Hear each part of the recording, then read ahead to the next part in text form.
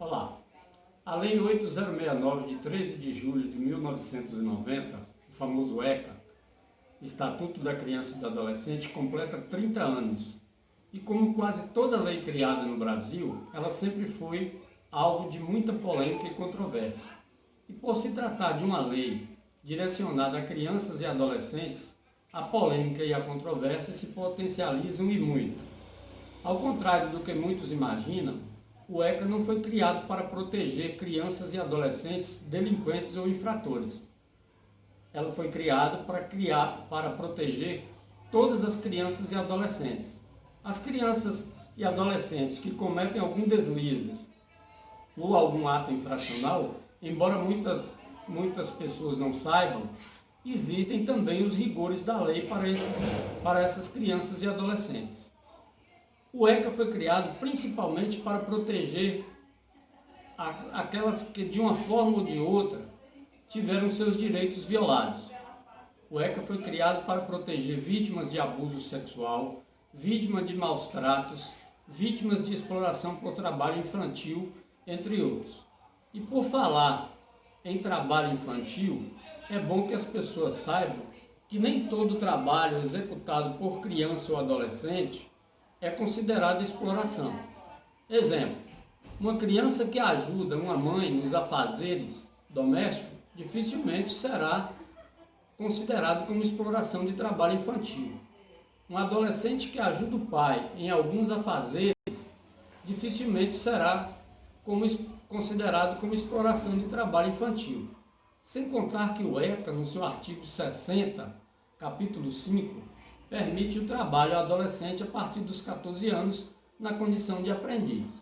O que não é permitido, conforme o artigo 67, parágrafos 1, 2, 3 e 4, são os seguintes.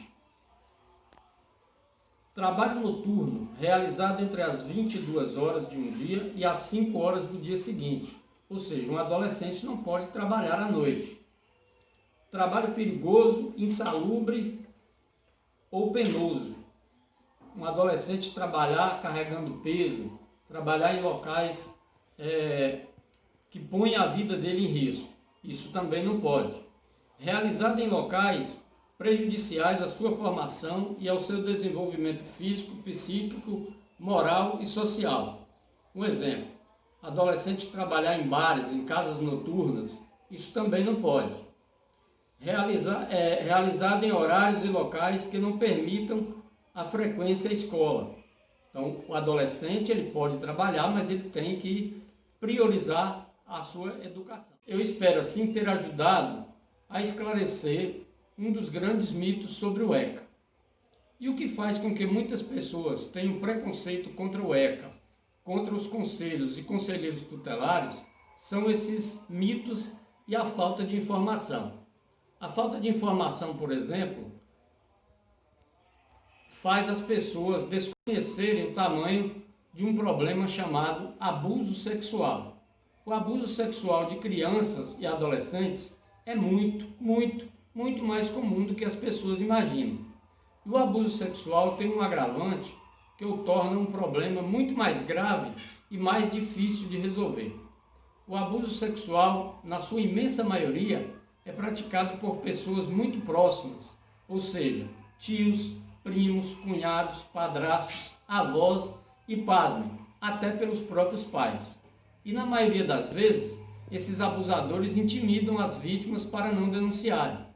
Nesses 30 anos, o ECA passou por várias alterações, sempre na tentativa de melhorar a proteção das nossas crianças e adolescentes das violações de direitos de alguém ou que a sociedade possa lhes causar. Quem conhece o ECA e os conselhos tutelares sabe das dificuldades que enfrentamos. E aqueles que ainda não conhecem, nosso endereço em Itabatã é a Avenida Amazonas 384. Sendo um desejo seu, apareça por lá para saber um pouco mais sobre o ECA, sobre o Conselho Tutelar e sobre o nosso trabalho. Muito obrigado.